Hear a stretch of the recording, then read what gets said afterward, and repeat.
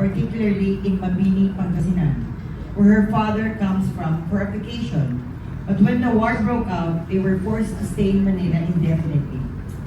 She was 16 years old when she was brought by our editor, Nards Rosales, to one of our Christmas party and was introduced to our Papa, Mama, Mami Vera, who was then running the Sampaguita Studios. Soon after they signed her contract, her first movie, where she was a second lead, was Madam X, with Carmen Rosales and Alicia Vergel, and was given her first starring role in the movie Palasig with Cesar Ramirez. Tita Gloria's real name is Gloria Ann Barrega Galia, but was changed to Gloria Romero by Doc Perez, who dropped the family name Galia and changed it to Romero after our late great director Eddie Romero, kasi malakas daw ang dating ng pangalang Gloria Romero. Tita Gloria was known as a dramatic actress and starring in musical pictures as well. But not too many people know that she considered herself to be a comedian. She totally enjoyed Miss Tilapia, Cordapia, Cofradia, and many more comedy films with Dolphy, Luis Gonzalez, Rick Rodrigo, and many others. She told my father, Papa Pingot, that she was most comfortable doing comedy and drama.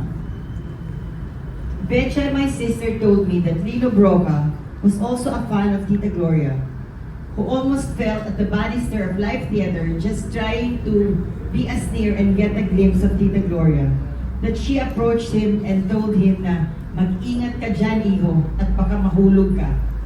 That's how concerned she was for her fans. According to my sister Betcha and Chona, in 1995, Tita Gloria would receive an average of 2 marriage proposals per month from strangers who fell in love with her. Tita Gloria was not allowed to cut her hair short at the start of her career. Her first ever dialogue in a movie was, "Yes, Doctor," a Pancho Magalona starrer. She was so nervous. Afterwards, she told her friends, "Huwag kayong kukurap pag pinanood nyo yung pelikula at baka ma-miss nyo ang aking linya."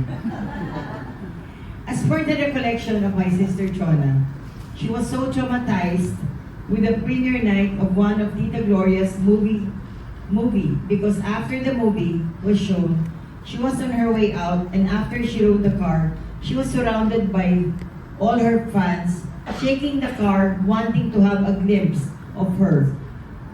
And it was caused a pandemonium. So talagang takot na takot daw siya. She was the longest reigning movie queen of the Philippine cinema, which lasted for 11 years.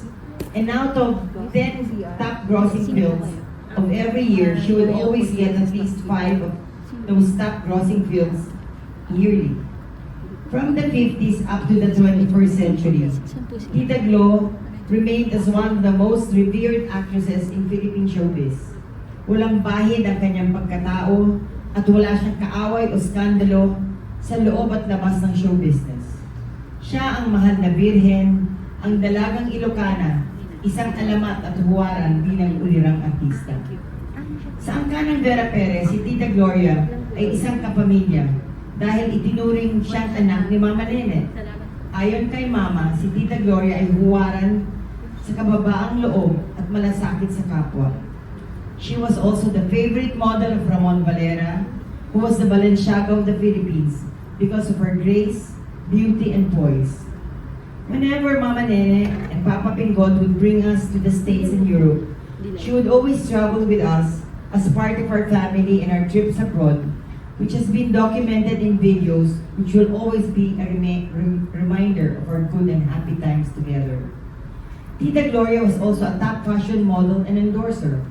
Noong mid-40s, ang endorser ng soft drinks sa Coca-Cola sa ating bansa ay ang American Army led by war hero General Douglas MacArthur. Pero noong 50s, ang sumunod na kinuhang endorser ng Coca-Cola ay nag-iisang Gloria Romero. Ganong katindi ang star power at credibility ni Tita Gloria.